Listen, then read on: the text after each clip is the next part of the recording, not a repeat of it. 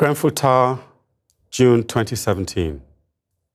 It was like a burnt matchbox in the sky. It was black and long and burnt in the sky. You saw it through the flowering stump of trees. You saw it beyond the ochre spire of the church. You saw it in the tears of those who survived. You saw it through the rage of those who survived. You saw it past the posters of those who had burnt to ashes. You saw it past the posters of those who jumped to their deaths. You saw it through the TV images of flames through windows running up the aluminium cladding. You saw it in print images of flames bursting out from the roof. You heard it in the voices loud in the streets. You heard it in the cries in the air howling for justice. You heard it in the pubs, the streets, the basements, the digs. You heard it in the wailing of women and the silent scream of orphans wandering the streets. You saw it in your baby who couldn't sleep at night, spooked by the ghosts that wander the area, still trying to escape the fires that came at them, black and choking. You saw it in your dreams of the dead, asking if living had no meaning, being poor in a land where the poor die in flames without warning. But when you saw it with your eyes, it seemed that what the eyes saw did not make sense, cannot make sense, will not make sense. You saw it there in the sky, tall and black and burnt. You counted the windows and counted the floors. You saw the sickly yellow of the half-burnt cladding, and what you saw could only be seen in nightmare. Like a war zone come to the depths of a fashionable borough, like a war zone planted here in the city. To see with the eyes that which one only sees in nightmares turns the day to night, turns the world upside down. Those who were living now are dead. Those who were breathing are from the living earth fled. If you want to see how the poor die, come to Grenfell Tower. See the tower and let a world-changing dream flower. Residents of the area call it the crematorium. It has revealed the undercurrents of our age. The poor who thought voting for the rich would save them. The poor who believed all the papers said. The poor who listened with their fears. The poor who lived in their rooms and dreams for their kids. The poor are you and I.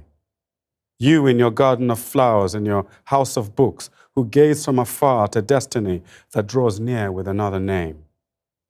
Sometimes it takes an image to wake up a nation from its secret shame. And here it is every name of someone burnt to death, on the stairs or in their room, who had no idea what they died for or how they were betrayed. They did not die when they died. Their deaths happened long before. It happened in the minds of people who never saw them.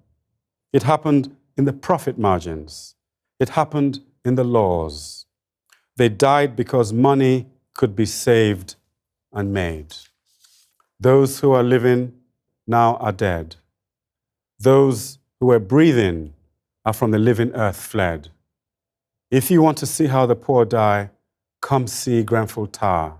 See the tower and let a world-changing dream flower. They call the tower ugly. They named it an eyesore. All around, the beautiful people in their beautiful houses didn't want the ugly tower to ruin their house prices. 10 million was spent to encase the tower in cladding. Had it ever been tested before except on this eyesore? Had it ever been tested for a fire, been tried in a blaze? But it made the tower look pretty. Yes, it made the tower look pretty. But in 24 stories, not a single sprinkler. In 24 stories, not a single alarm that worked. In 24 stories, not a single fire escape. Only a single stairwell designed in hell, waiting for an inferno. That's the story of our times. Make it pretty on the outside, but a death trap on the inside. Make the hollow sound nice. Make the empty look nice. That's all they will see, how it looks, how it sounds. not how it really is, unseen. But if you really look, you can see it. If you really listen, you can hear it. You've got to look beneath the cladding. There's cladding everywhere. Political cladding, economic cladding, intellectual cladding. Things that look good but have no center, have no heart, only moral padding. They say the words, but the words are hollow. They make the gestures, but the gestures are shallow. Their bodies come to the burnt tower, but their souls don't follow. Those who were living are now dead. Those who were breathing are from the living earth fled. If you want to see how the poor die, come to Grenfell Tower. See the tower and let a world-changing deed flower. The voices here must speak for the dead. Speak for the dead. Speak for the dead. See their pictures line the walls. Poverty is its own color, its own race. They were Muslim and Christian, black and white, and colors in between. They were young and old and beautiful and middle-aged. They were girls in their best dresses with hearts open to the future. There was an old man with his grandchildren. There was Amaya Tuku, 3 years old, burnt to ashes before she could see the lies of the world. There were names who were living beings who dreamt of fame or contentment or education or love, who are now ashes in a burnt-out shell of cynicism. There were 2 Italians, lovely and young, who in the inferno were on their mobile phone to friends while the smoke of profits suffocated their voices. There was a baby thrown from many stories high by a mother who knew otherwise he would die. There were those who jumped from their windows and those who died because they were told to stay in their burning rooms. There was a little girl on fire, seen diving out from the 20th floor. Need I say more? Those who are living are now dead. Those who were breathing are from the living earth fled. If you want to see how the poor die, come see Grenfell Tower. See the tower and let a world-changing deed flower. Always there's that discrepancy between what happens and what we're told. The official figures were stuck at 30. Truth in the world is rarer than gold. Bodies brought out in the dark. Bodies still in the dark. Dark the smoke, dark the head. Those who were living are now dead. And while the tower flamed, they were tripping over bodies at the stairs because it was pitch black. And those that survived sleep like refugees on the floor of a sports center. And like creatures scared of the dark, a figure from on high flits by, speaking to the police and brave firefighters, but avoiding the victims, whose hearts must be brimming with dread.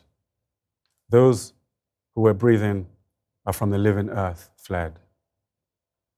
But if you go to Grenfell Tower, if you can pull yourselves from your tennis games and your perfect dinners, if you go there while the black skeleton of that living tower still stands unreal in the air, a warning to similar towers to fear, you will breathe the air thick with grief, with women spontaneously weeping, and children wandering around stunned, and men secretly wiping a tear from the eye, and people, unbelieving, staring at this sinister form in the sky. You will see the trees with their leaves green and clean, and will inhale the incense meant to clean the air of unhappiness. You will see banks of flowers and white paper walls sobbing with words, and candles burning for the blessing of the dead. You will see the true meaning of community. Food shared and stories told and volunteers everywhere. You will breathe the air of incinerators mixed with the essence of flower. If you want to see how the poor die, Come see Grenfell Tower. Make sense of these figures, if you will, for the spirit lives where truth cannot kill. 10 million spent on the falsely clad in a fire where hundreds lost all they had. 5 million offered in relief ought to make a nation alter its belief. An image gives life and an image kills. The heart reveals itself beyond political skills. In this age of austerity, the poor die for others' prosperity. Nurseries and libraries fade from the land.